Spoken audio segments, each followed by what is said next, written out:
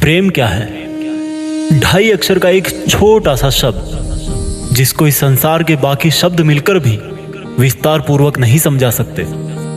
प्रेम तो 2.5 अक्षर का वह छोटा सा नाम है जिसको चांद तारों और बड़े वचनों से जोड़कर कठिन बना दिया जाता है। प्रेम का अर्थ ये नहीं कि उसे प्राप्त करना है, बल्कि प्रेम का वास्तविक अर्थ तो त्याग करने में है। प्रेम का अर्थ दिन में 100 बार यह बोलना नहीं है कि मैं तुमसे कितना प्रेम करता हूं, बल्कि प्रेम का अर्थ तो यह है कि बिना कुछ कहे ही, बिना कुछ सुने ही उसकी अनुभूति हो जाए। क्या प्रेम उसी से होता है जो आंखों से दिखाई दे?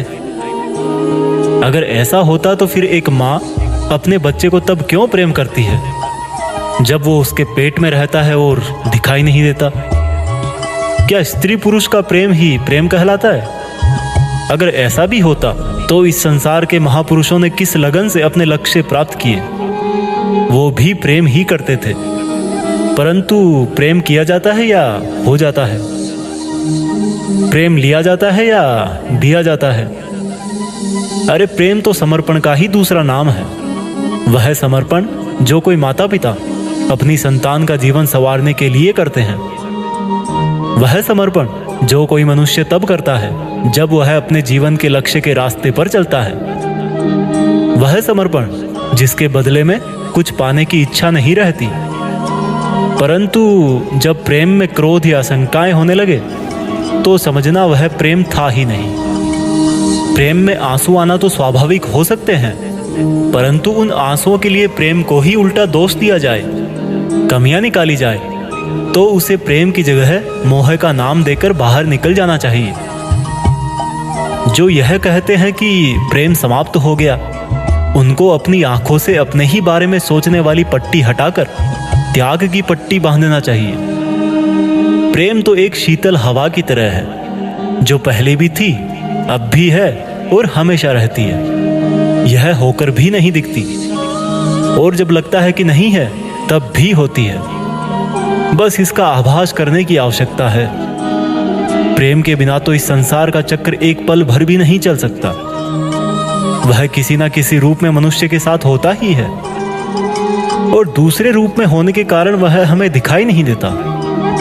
इसके रूप अनेक होते हैं, लेकिन श्रद्धा एक ही होती है।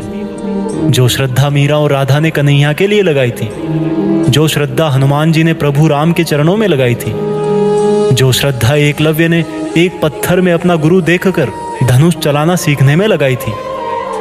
और प्रेम के बारे में क्या बताऊं? जब तक ये संसार है तब तक प्रेम है, और जब तक प्रेम है तब तक ही यह संसार है। प्रेम कितना बड़ा है, जितनी उसकी अनुभूति कर सकते हो। प्रेम की आयु कितनी है, जब तक स्वार्थी नहीं बनते। प्रेम में प्रसन्नता कब तक है, जब तक प्रेम पर अधिकार ना जमाया जाए। क्या प्रेम में दुख करना सामान्य है? भला जिसमें दुख हो वह प्रेम ही क्या? प्रेम तो वह है जिसमें मन शांत है, किसी प्रकार की इच्छा नहीं है, एक दूसरे पर आरोप नहीं है, एक पल में खुश और अगले पल में दुखी होना भी नहीं है, जिसमें नींद नहीं आए वह भी प्रेम नहीं। किसी के छोड़ के जाने के बाद अगर अच्छी भावना के बदले आंसू आए तो वह भी प्रेम नहीं। वह तो दुखी होने का एक कारण है, क्योंकि प्यार में पाने जैसा कोई शब्द नहीं है, और ये सब प्रेम के लक्षण है ही नहीं। इसलिए इसको मोह और केवल इच्छा समझकर छोड़ देना चाहिए, नहीं तो यह रास्ते से भटका देता है। प्रेम कभी भी किसी और दूसरे भाव को जन्म नहीं देता। प्रेम तो स्वयं ही एक अलग भाव है।